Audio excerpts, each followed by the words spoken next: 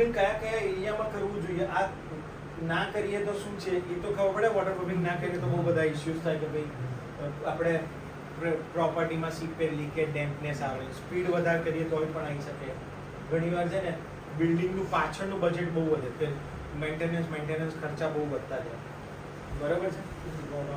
અને એક છે ને સર્વે એવું કહે છે કે વોટરપ્રૂફિંગ કરીએ ને ના કરીએ ને તો 50 જાતના ડિસીઝ થાય છે. જેમ આપણે રાઇઝિંગ ડેમ્પનેસમાં નહીં પેલું અહીંયા પોપડીઓ થઈ જાય છે, તો એનાથી છે ને આસ્થમાના ડિસીઝ મેક્સિમમ થાય. તમારું ટેકનિકલી બધી વાતો કરું ને તો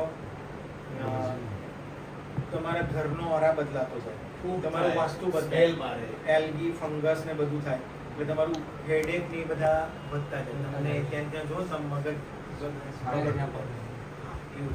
એટલે એવા નાના નાના એકબીજાની કનેક્ટેડ બહુ બધા ડિસીઝ, સ્ટ્રેસ થાય, ટેન્શન થાય, એન્ઝાયટી થાય, બધું થાય. એટલે આ કોકને કહેવાય કે આવું ના કરીએ તો આવું થાય.